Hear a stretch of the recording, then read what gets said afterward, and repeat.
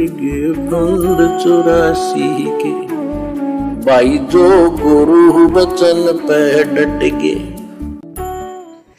कि चलो गंगा के किनारे पहुंच गए, थोड़ी दूरी पे थे कि मैं इसमें छुपूंगा, मुझे खोद देना। गोरखनाथ बोले, परमात्मा बोले भैया भी कसर काट ले, दरिया में कूद गए और मछली बन गया गोरखनाथ। परमात्मा ने उसको पकड़ के और पटड़ी पर धर दिया, गोरखनाथ बना दिया। तब पैर पकड़ लिए, फिर उससे पूछा, हे मालिक, हे भगवान, आप कौन शक्ति हो, कहां से आए हो? अवधू मेरे सामने टिकने वाला आज पृथ्वी पर कोई नहीं। परमात्मा बताने लगे, अवधू हम तो परपट्टन के वासी, कि भैया गोरखनाथ हम परपट्टन से आए हैं। परपट्टन वह परलोक है जो अदली सतगुरु सार, और भक्ति हेत से उतरे पाया हम दीदार।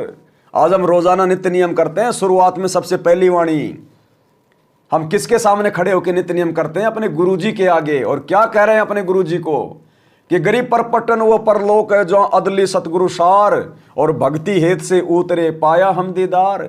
तो आज हमने किसका दीदार किया? आज हमने किसके दर्शन किए? भक्ति के लिए कौन उतरा हुआ है? सतगुरु। कौन हुआ सतगुरु? सतगुरु रामपाल जी भगवान, ये कबीर भगवान। तो जब गोरखनाथ ने पूछा कि भगवान आप कौन शक्ति हो, तो क्या कहा परमात्मा ने? अवधू अविगत से चल आया रे मेरा, वेद मर्म ना पाया। अवधू अवगत से चल आया। अवगत वो नगर जिसकी गति कोई नहीं जानता, और मेरा भेद मर्म नहीं पाया। यानी इस परमात्मा को जब ये सतगुरु रूप में धरती पे प्रकट होता है, इसको कोई पहचान नहीं सकता। जिस आत्मा पे सतगुरु दया करता है उसी आत्मा को अपनी पहचान करवाता है। तो वर्तमान में हम सत्सेवक भाई बहनों का परम सौभाग्य कि गुरु ने इस पूरी पृथ्वी पर केवल आप और हमसे अपनी पहचान करवाई। तो सोचिए हम भाई बहन मोक्ष के कितने नजदीक हैं। ना मेरा जन्म न गर्भ बसेरा, बालक बन दिखलाया। ना मेरा जन्म ना गर्भ बसेरा, और बालक बन दिखलाया। और वर्तमान में हम गुरु जी को सतगुरु सतगुरु कह रहे हैं। सतगुरु का मतलब क्या होता है? ना सतगुरु जननी जने जाके माना बाप, पिंड भ्रमण से रहित है ना वाती नु ताप। और फिर भी हम अपने सतगुरु को माँ के गर्भ से जन्म लिया हुआ मानकर उनका जन्मदिन मना रहे हैं। तो मालिक कहते हैं, ना मेरा जन्म ना गर्भ बसेरा और बालक बन दिखलाया। तो भाई 8 सितंबर 1951 को सतगुरु रामपाल जी भगवान का जन्म नहीं हुआ, मां के गर्भ से नहीं आया। अगर मां के गर्भ से आया है तो छोड़ दो ये भक्ति, फिर भगवान नहीं हो सकता। जो खुद जन्म और मरण में, वो तुम्हारा जन्म मरण कहां से काट देगा? इतनी तो बुद्धि दिमाग में लाओ कम से कम। काशी शहर जल कमल बडेरा, तहां दुलाहे न पाया। काशी शहर जल कमल बडेरा, तहां दुलाहे न पाया। मात पिता मेरे कछु नाही, ना मेरे घर तासी। दुल्ला का सुत आने कहाया, जगत करे मेरी हासी। आज हम सतगुरु के बारे में ढिंढोरा पीट रहे हैं कि माँ के गर्भ से नहीं आया, इसने कोई बच्चे पैदा नहीं किए, परमात्मा है। तो लोग हम सत्सेवकों भी हंसी उड़ाते हैं, हंसी कि इंसान को भगवान कह रहा है, इंसान को भगवान कह रहा है। तो ये हंसी तो परमात्मा की हर युग में उड़ती है। हमने हंसी उड़ाने वालों की तरफ नहीं देखना, वो तो गधे बनेंगे अगले जन्म में। हमने क्या देखना उनको? हमने तो अपने गुरु को देखना है, अपने गुरु के ज्ञान को देखना, अपने आत्म कल्याण को देखना है। ना मेरे घर तासी, दुल्ला का सुत आने कहाया, जगत करे मेरी हासी। दुल्ला का सुत आने कहाया, जगत करे मेरी हासी। अवधू अवगत से चल आया रे मेरा, वेद मर्म ना पाया। 5 तत्व का डर नहीं मेरे, जानो ज्ञान अपारा। सत्य स्वरूपी नाम साहिब का, होए नाम हमारा। पांच तत्व का धड़ नहीं मेरा, कोई जाने ज्ञान अपारा और जानू ज्ञान अपारा। और हम लोग रोजाना नित्य नियम पढ़ते हैं अपने गुरुजी के लिए, वाणी संख्या 23 और 24 नित्य नियम में अपने गुरुजी को कह रहे हम, गरीब ऐसा सतगुरु हम मिल्या, तेज पुंज के अंग और झिलमिल नूर जहूर है, नर रूप श्वेत रंग। गरीब ऐसा सतगुरु हम मिल्या, तेज पुंज की लोय, लोय माने शरीर। गरीब ऐसा सतगुरु हम मिल्या, तेज पुंज की लोय, तन मन अर्पूं शीस को होनी होय सु होय। कि ऐसे समर्थ कादर भगवान पर जिनका नूरी शरीर है, विदे शरीर है, ऐसे सतगुरु रामपाल जी भगवान पे मैं अपना तन मन धन अपनी आत्मा के कल्याण के लिए नौछावर कर दूं। देखी जाएगी होना सो होए, जो होनी सो होए। बाढ़ में जाए समाज, बाढ़ में जाए दुनिया, बाढ़ में जाए देवी देवता। ऐसे समर्थ की शरण में है तो फिर आगे समर्थ संभालेगा। तो इस कदर कुर्बान होना होता है। और हमने मान लिया गुरु जी को हाड़मास के शरीर में, तो भैया जो खुद हाड़मास के शरीर में है ना, वो किसी को अमर नहीं कर सकता। सत्य स्वरूपी असली नाम सत कबीर है मालिक का, और उसी नाम से मैं आज प्रगट हूं। सत्य स्वरूप क्या कह रहे हैं, ध्यान से सुनना वाणी। असली नाम क्या है परमात्मा का, और फिर उसके बाद सुनना।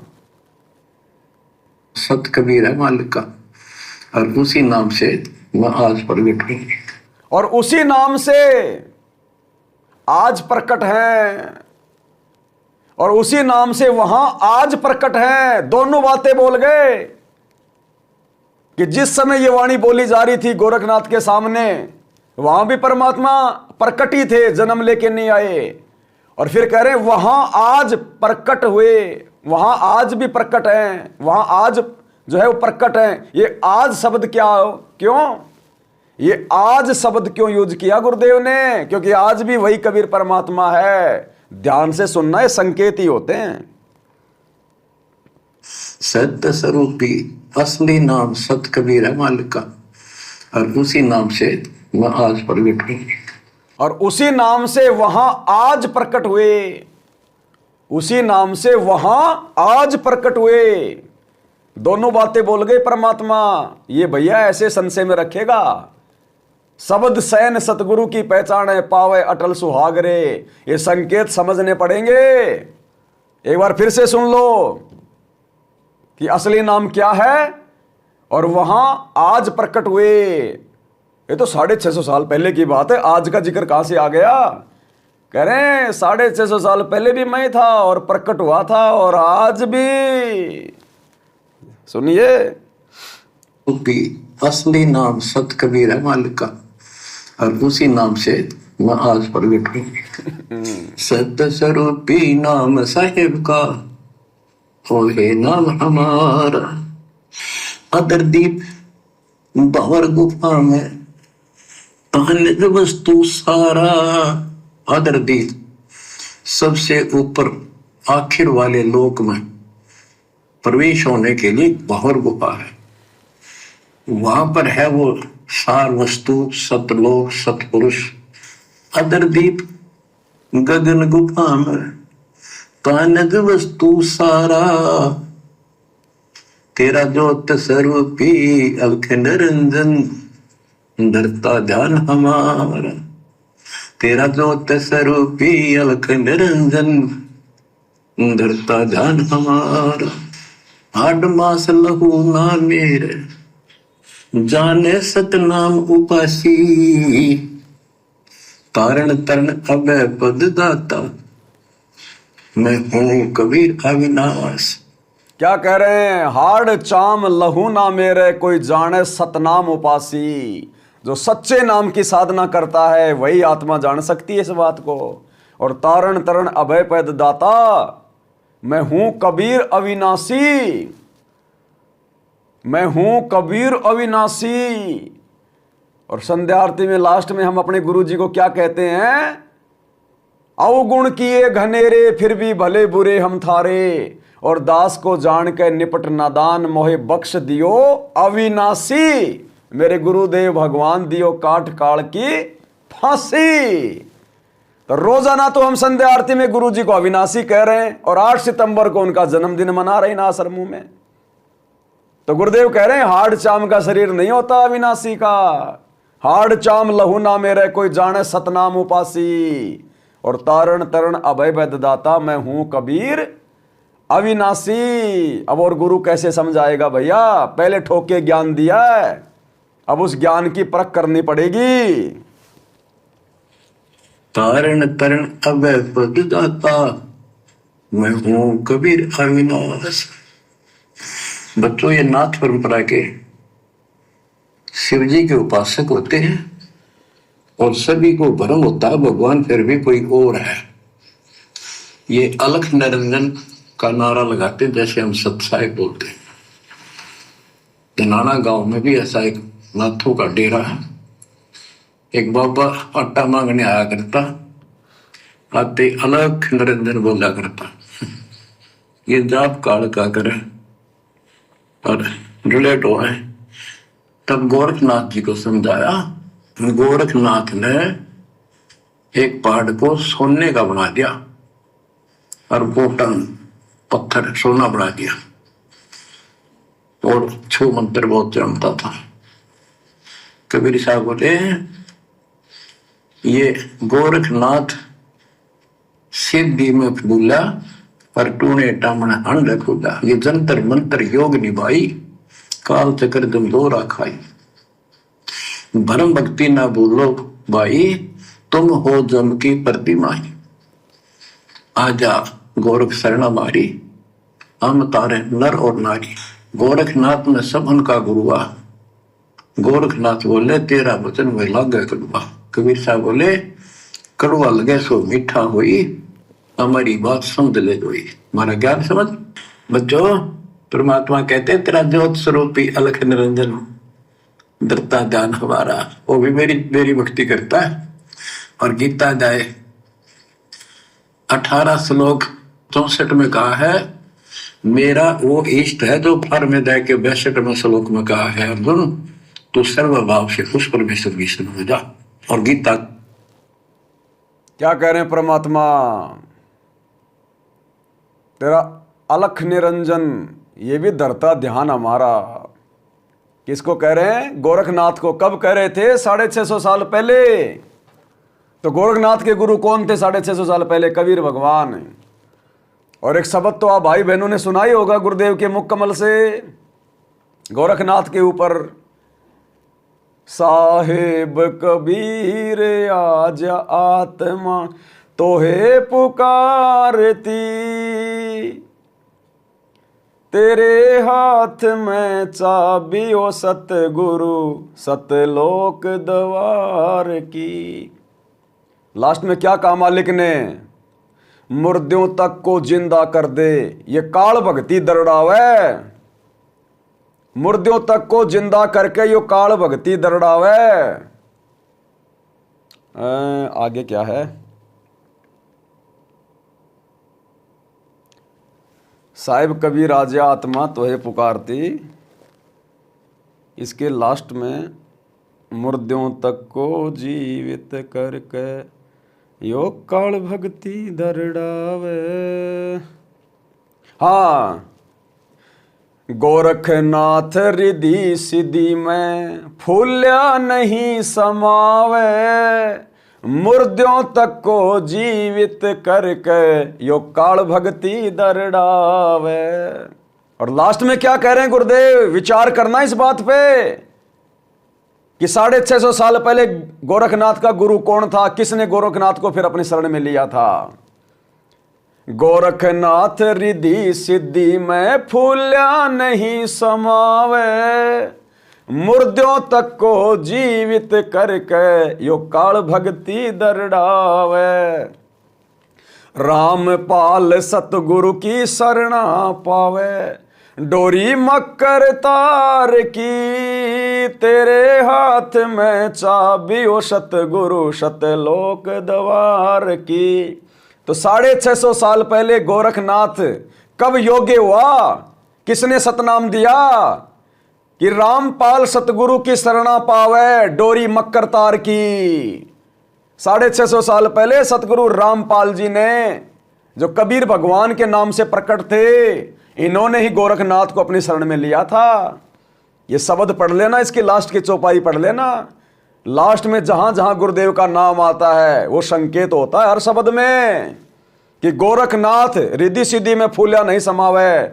तो ये ज्ञान चर्चा, ये प्रकरण किसका है? गोरखनाथ और कबीर जी का। गोरखनाथ रिद्धि सिद्धि में फूलिया नहीं समावे, मुर्दे तक को जिंदा करके काल भक्ति दृढ़ावे।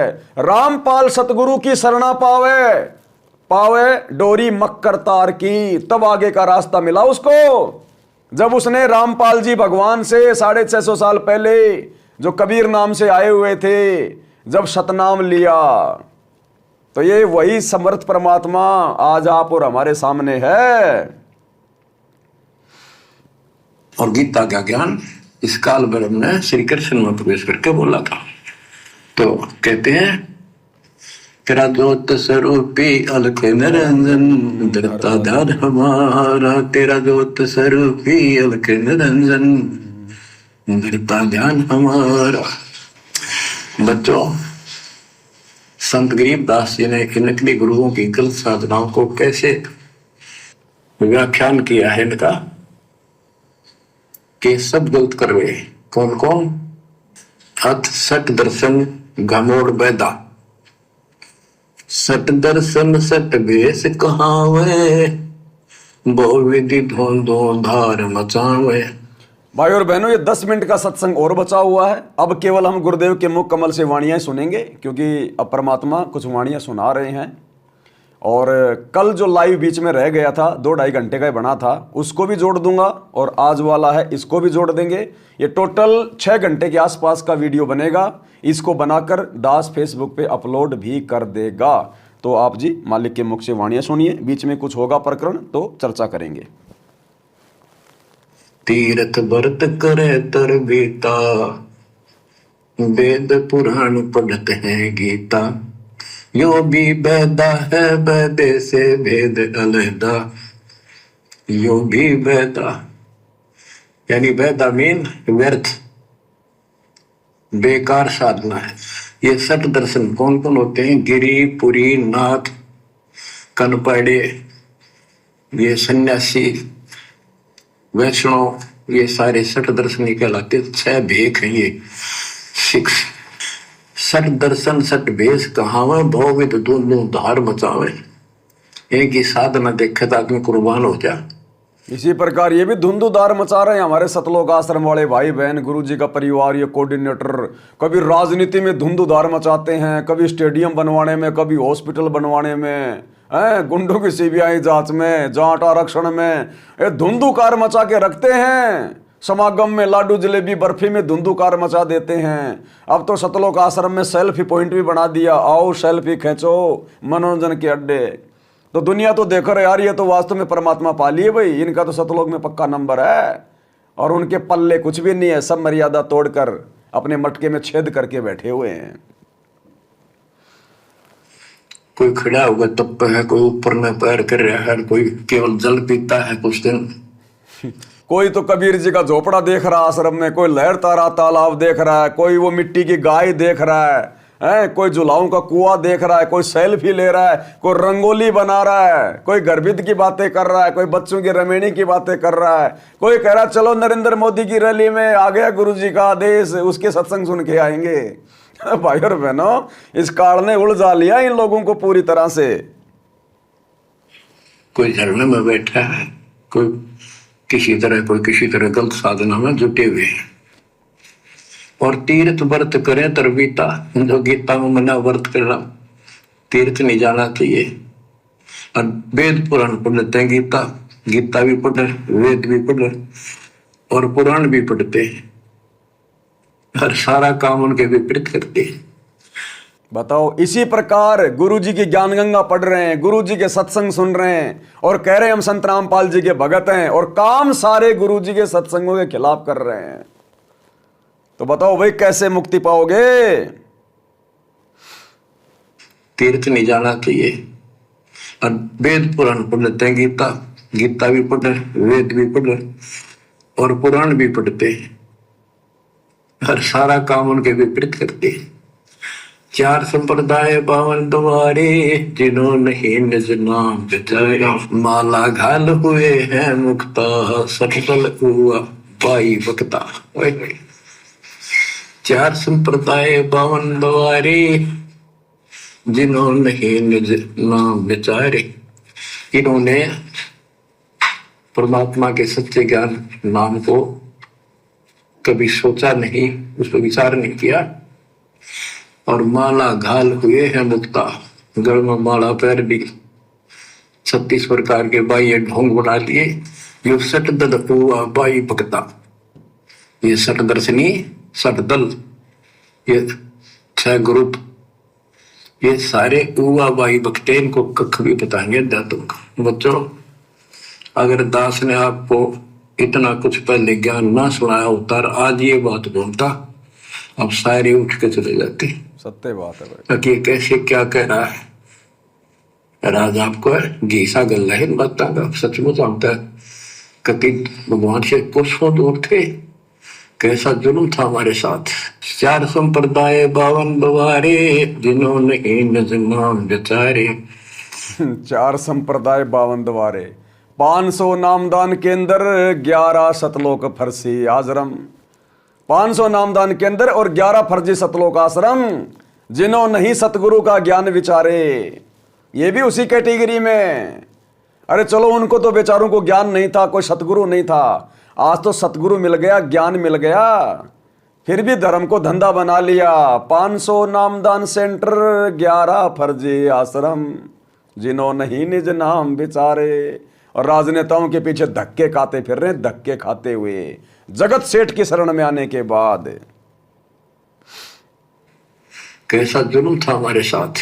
4 संप्रदाय 52 द्वारे, जिन्होंने निज नाम बिचारे, माला घाल हुए हैं मुक्ता, सट दल हुआ बाई भक्ता।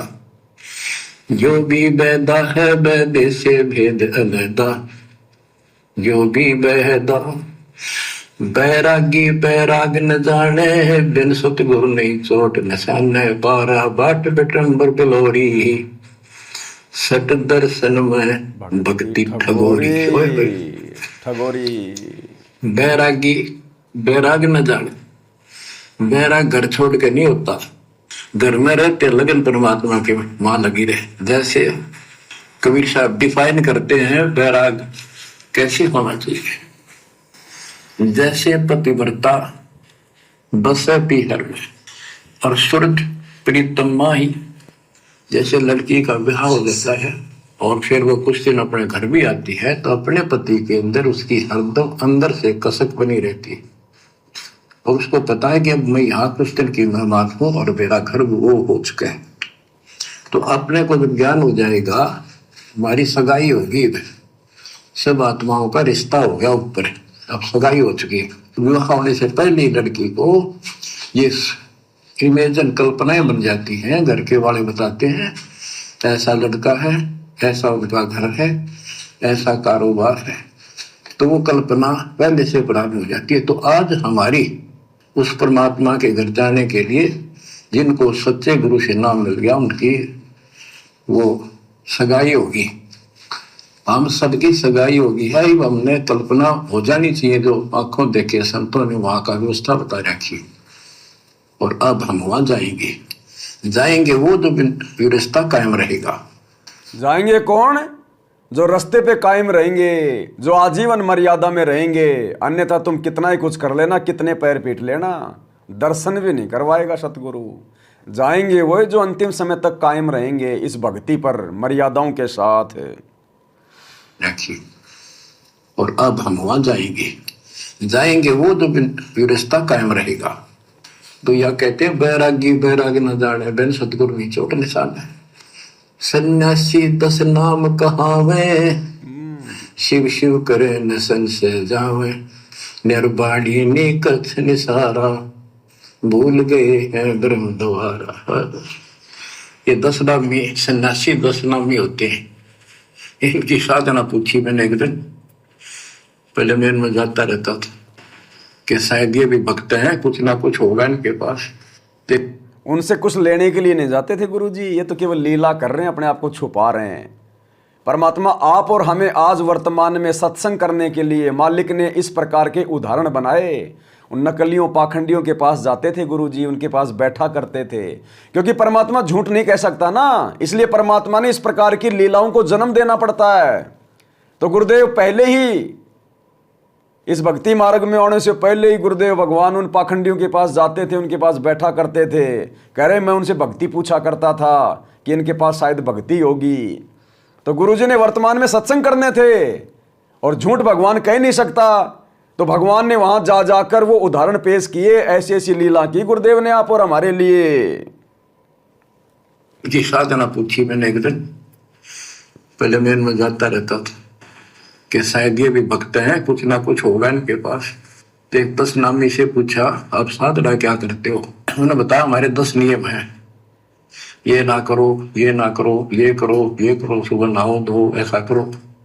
ये 10 नाम बस ये है न जाप के रख रहा हूँ, ये नियमों की गिनती करते हो डेली, भक्ति कहाँ हुई? तो बच्चों आपके ऊपर जो कृपा दाता ने की है ये सामान्य नहीं है। कति पूरे विश्व में किसी के पास भी अध्यात्म ज्ञान नहीं है, विश्व में किसी के पास, ये छोटी बात नहीं, छीट भी नहीं। और यहाँ नहीं, दास ने इंटरनेशनल चैनलों पर जो आप चला रहे हो सत्संग, उनमें बोल रखे, पर कोई नहीं बोल पा रहा।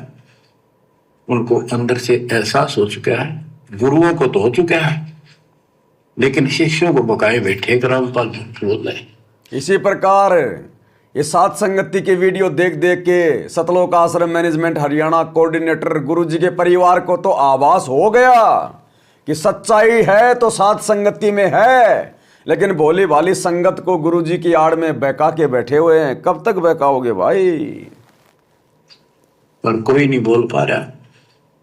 उनको अंदर से एहसास हो चुका है, गुरुओं को तो हो चुका है, लेकिन शिष्यों को बकाए बैठे रामपाल बोल रहे।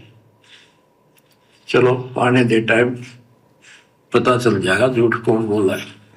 आने अब बच्चों आप पढ़े लिखे हो, शिक्षित हो, ऐसा गजब का ज्ञान धरती में कोई देखा ना सुना, इस तरह निर्णय आज तक किसी को हुआ नहीं। तो सतगुरु कौन है फिर? तो सतगुरु कौन है फिर?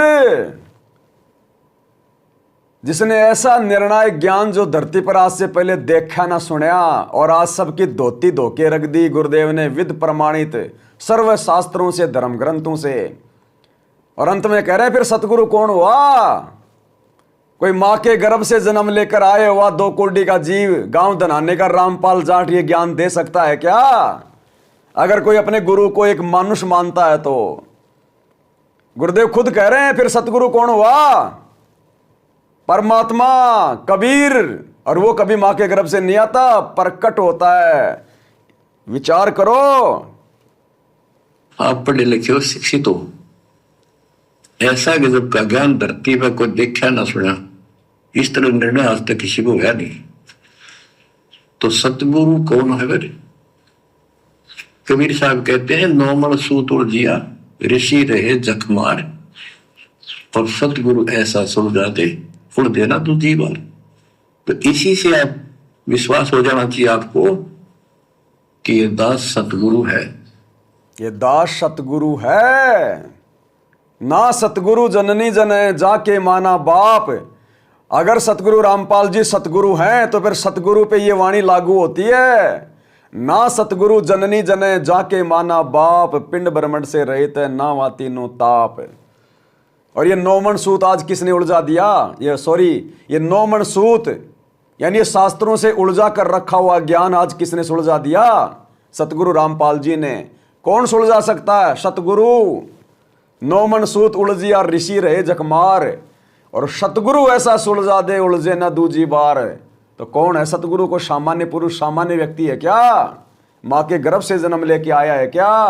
बुद्धि भ्रष्ट हो गई संगत की, बुद्धि भ्रष्ट। इतना ज्ञान लेने के बाद, इतनी संगति करने के बाद आज भी गुरु को मानुष मान रहे हैं। उस कागज के टुकड़े को, दाढ़ी मूंछ वाली फोटो को भगवान मान के पूज रहे हो। बुद्धि भ्रष्ट हो गई, बुद्धि भ्रष्ट। जखमार और सतगुरु ऐसा समझा दे उड़ देना दूसरी बार। तो इसी से आप विश्वास हो जाना चाहिए आपको कि ये दास सतगुरु है। ऐसा ज्ञान देखा ना सुना इन ग्रंथों में, ऐसा प्रमाणित कर दिया। आप शिक्षित हो, एकदम समझ गए। अपनी किस्मत सराहा करो, ये परमात्मा हम पर कैसे दया हुई। हम पापी हो, हम तक कभी भूले पड़े थे, कख भी नहीं पता था, अनमोल जीवन आपका नष्ट होता था। तो अब आपको मर्यादित रहना पड़ेगा। अंत में बात यही आके बनेगी, मर्यादित रहना पड़ेगा। आपको सब कुछ समझ में आ गया, गुरु भी समझ में आ गया, आप उनको भोग भी लगा रहे हैं, आप संघर्ष भी कर रहे हैं। अगर मर्यादा तोड़ दी उसी दिन सारी भक्ति नष्ट। तो अंत में परमात्मा एक ही बात पे जोर देते हैं हर सत्संग के बाद में कि भाई रहना पड़ेगा मर्यादा में, क्योंकि काल के साथ एग्रीमेंट है परमात्मा का। जो आपके ज्ञान में रहे आपका, जो मेरे ज्ञान में रहे मेरा। तो भाई मर्यादा कंपलसरी है। डॉक्टर भी इलाज करके, ऑपरेशन करके, और जब मरीज को छुट्टी देता है तो यही कहता है भैया परहेज निभाल लेना। अगर जीवन चाहता है तो परहेज मत तोड़ना, रहना पड़ेगा तेरे को परहेज में। गोली चाहे एक आधे समय कम खा ले कभी भूल चूक से, एक समय की दवाई चाहे भूल चूक में थोड़ी खा लेना, लेकिन रहना पड़ेगा मर्यादा में। तो भक्ति चाहे कभी कभार विशेष परिस्थिति में थोड़ी बन जाए, कभी कभार आरती वारती छूट जाए, मंत्र थोड़े हो जाएं, लेकिन रहना पड़ेगा मर्यादा में। और काल ने सबसे पहले लाखों की संगत की शतलोक आश्रमों में मर्यादा ही तुड़वाई है। भाई जो गुरु बचन पे डट गे, कट गे फंद 84 के, कट गे फंद 84 के, कट गे फंद 84।